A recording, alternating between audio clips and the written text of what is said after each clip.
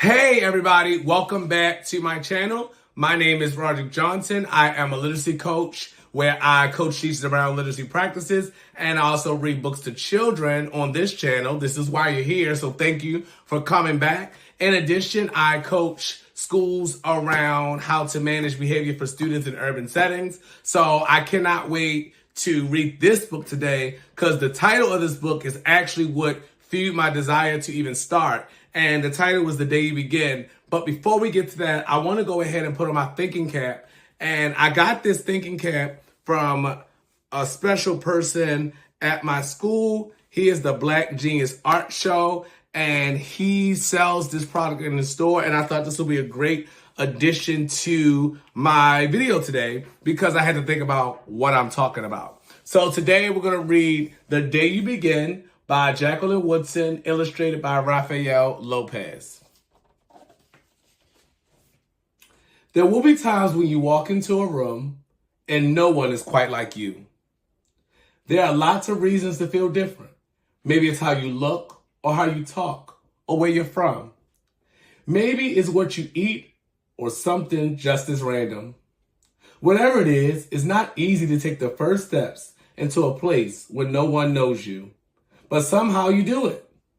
Jacqueline Woodson's lyrical text and Rafael López's dazzling art celebrate the bravery it takes to go forth, even when you feel like an outsider. And they remind us that sometimes we reach out and begin to share our story.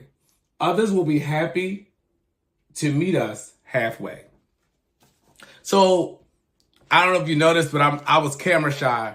So, this quote, The Day You Begin, actually helped me move forward. And I like to move forward in progress, not perfection. So when you're reading to your scholar or your scholar read to you, I want you to think about that. How do you begin and how do you move in progress over perfection?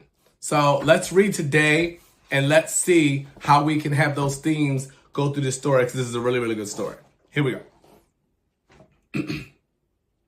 There will be times when you walk into a room and no one there is quite like you.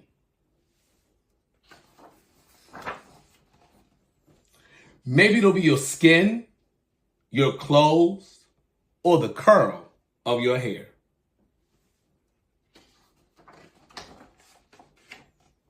There will be times when no one understands the way the words curl from your mouth. The beautiful language of the country you left behind. My name is Roberto. We just moved here from Venezuela. And because they don't understand, the classroom will fill with laughter until your teacher quiets everyone.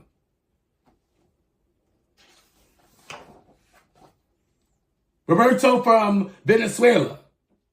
Your teacher says so soft and beautiful that your name and homeland sound like flowers blooming, the first bright notes of a song.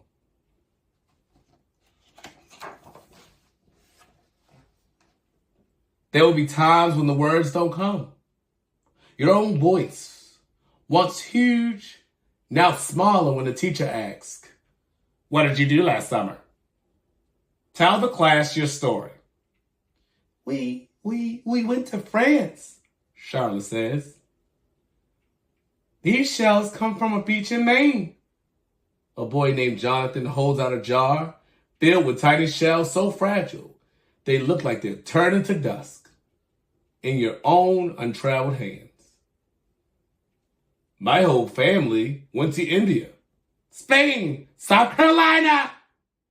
Every souvenir, a small triumph of a journey. Their travels go on and on. And as you stand in front of the room, you can only remember how the heat waved as you lifted off the curb, and your days spent at home caring for your little sister, who made you laugh out loud and hugged you hard at nap time. You can only remember the books you kept on reading long after she had fallen asleep. And in that room, no one else is quite like you. You'll look down at your own empty hands and wonder What good is this when other students are flying and sailing and going somewhere?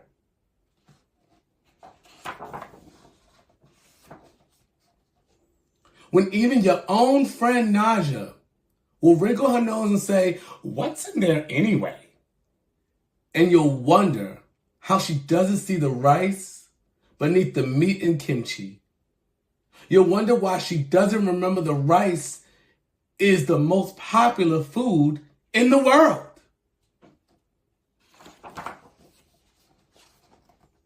There will be times when climbing the bars are too high, the run is too fast and far, the game isn't one you can ever really play.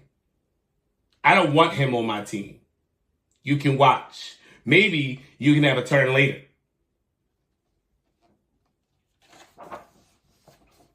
There will be times when the world feels like a place that you're standing all the way outside of.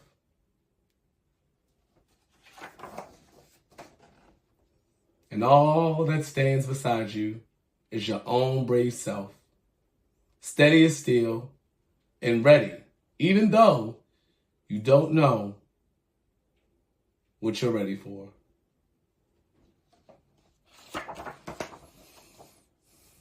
There will be times when you walk into a room and no one there is quite like you until the day you begin to share your stories. My name is Angela, and I spent the whole summer with my little sister. You tell the class.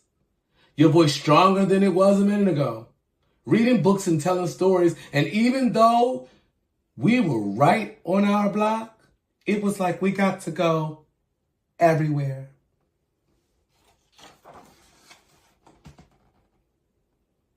Your name is like my sister, Roberto says. Her name is Angelina too. And all at once, in a room where no one else is quite like you, the world opens itself up a little wider to make space for you.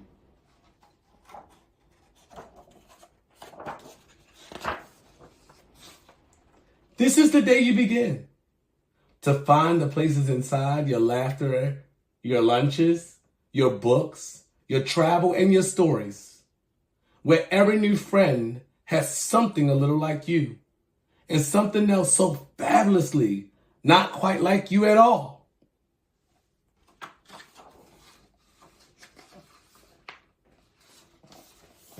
Thank you. So I want to talk a little bit about this one. And the day you begin is a story where you start to develop yourself and start to realize that you are not a person that should be omitted from conversations. When we share our stories, we allow people to interact with our full being. And I want you to take that into this week. What story can you share with someone that'll allow them to connect with you? What story can you give to them that allow them to know just a little bit more than they did before? And we'll be right back next week for another story. Thank you for tuning in. Remember to like, subscribe, comment, and I'll see you soon.